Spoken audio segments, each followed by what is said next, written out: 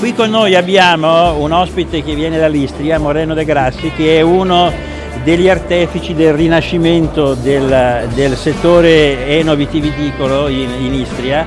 Lui è riuscito tra l'altro nel corso degli anni a portare in Istria, oltre a valorizzare i vitigni locali, per tutti la Malvasia, il Terrano e il Refosco, anche molti vitigni internazionali. Uno degli ultimi è anche il Viognier, mi sembra, che sta dando grandi risultati, e anche la Franconia, sì, e il Petit Verdot. Ecco, so che l'anno scorso mi ha fatto assaggiare, tra l'altro, perché lui aveva fatto degli esperimenti anche con il metodo classico. Una sua bollicina era il 2007, io lo sto incoraggiando perché anche lui, assieme ad altri, perché adesso c'è un bel movimento in Istria, riescono a puntare anche su questo settore che sta andando molto di moda, perché vanno bene le bollicine di prosecco, però voi avete la possibilità con i vostri vitigni di fare altrettanto interessanti bollicine. Questa nouvelle vague di recupero di una tradizione, diciamo. Ma, più che nouvelle vague, io il primo spumante l'ho fatto 20 anni fa, così con la prima produzione in cantina avevo dello Chardonnay che mi era rimasto un po' dolce, l'ho fatto rifermentare in seguito, quindi avevo il primo spumantino già a quei tempi. Si può assaggiare ancora oggi. Insomma, soddisfazione di questo lavoro che in qualche modo vi sta dando anche conferma di una qualità di un territorio. Beh, senz'altro, è che principalmente se si vuole fare le cose come si deve ci vuole un po' più di lavoro, quindi io lo spumante che faccio non lo metto in vendita per tutti, perché in pratica è su lì, lo lasciamo lì sui lieviti e quindi ce lo beviamo in compagnia senza troppo. Da noi è molto di moda adesso il Surlì, no?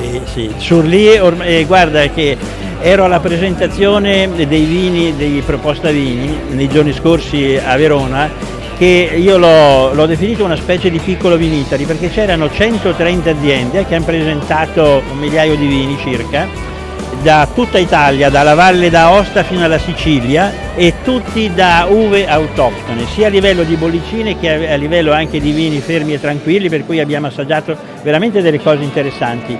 Così come c'erano anche alcuni ospiti arrivati dalle grandi zone dei vini francesi, dallo Champagne, da Bordeaux, dalla Borgogna, c'erano i produttori della Valle della Mosella e del Reno per quanto riguarda il Riesling, c'erano gli austriaci e gli ungheresi. Direi che è stata una sorta di piccolo Vinitali che ha consentito di assaggiare delle assolute novità. Non sono i soliti vini che vengono presentati anche nelle varie fiere, nei concorsi. Proprio è stata la ricerca, e dobbiamo dare merito a quello che io ho definito una specie di Indiana Jones, che è Giampaolo Girardi, che è riuscito a recuperare tutte le i vecchi vitigni, andando da valle a valle, da paese in paese, della vecchia Mitteleuropa, proprio i vini, e lui li ha definiti i vini dell'impero. Ecco, abbiamo riscoperto questi vini dell'impero molto interessanti. E stasera avremo qualcosa qui? Questa sera berremo una nostra cuvée, in pratica un Terre Bianche, che è un cuvée con 4 vini diversi. Ogni vino viene lavorato separatamente, poi in primavera viene assemblato, e questo particolarmente viene tenuto anche in legno, quindi questa cuvée che proviamo questa sera ha fatto 1 anno di fermentazione in legno.